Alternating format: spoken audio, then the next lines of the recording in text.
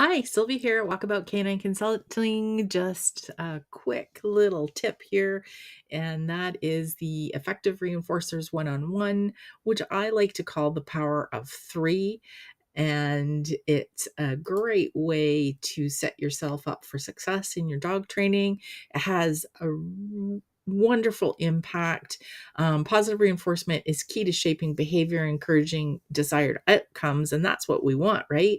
And success. We want success, and we want to set our dogs up for success. So establishing clear rewards helps reinforce positive actions and motivates continued progress, which is something that we're always looking at. Behavior change, it can be effective for behavior change. Consistent reinforcement is essential for maintained desired behaviors and achieving long-term success. So that is another wonderful power of reinforcers. Power. Different reinforcement strategies can be tailored to your individual dog's preferences and effectively influence behavior. So, it also helps with creating an enhanced reward. So, understanding the psychology of reinforcement is really crucial for maximizing the impact of rewards on behavior because it really comes down to psychology. So, what makes a good reinforcer, and that is something that's going to increase the likelihood of a behavior being repeated. So the size of the reinforcer definitely has an impact on learning new behaviors, and we are going to be using the example of a treat here, and by that it can be also food. So this picture is showing a big cookie, and that would have a very big impact on learning. But what we can do is we can break it into three pieces. Then we take the reinforcer and make it an easy 1, 2, 3, which is easy for us to remember. And, why do we do that? Well, we do that because now we can fulfill immediacy, and that is delivering quickly. And then it also still ticks that box of satisfying the size, which is effective in teaching new behaviors. So, but what's really great is also helps create the start of some duration of behaviors. And that's what I love about this.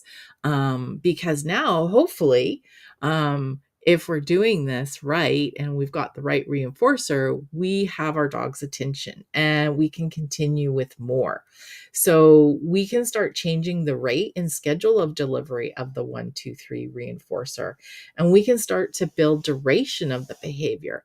And so if we continue repeating the 1, 2, 3 immediately, we absolutely have our dog's attention, and they're going to wait for more, so we can slowly start to switch from the immediacy of delivering 1, 2, 3, and now we can do 1, 2, 3 because we've got our dog's attention and they're waiting for that more. So that is wonderful. And this is where we've just created an easy approach to dog training. It's easy for us to remember the three. And it, again, creates that effective high value. And it is seen as also a high rate. So while we're building duration, we have got 1, 2, 3. So now we have that's probably not 3 seconds because a second is a bit of a pause, but we've got just under 3 seconds of duration now that we've built, and we can start dragging that out and start creating a variable rate of reinforcers with us. So just to review, 3 creates the effective high value.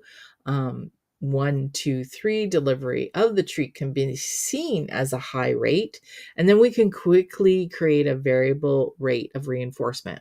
So after years of using this concept this way, I see lots of benefits. It helps impact on the learning.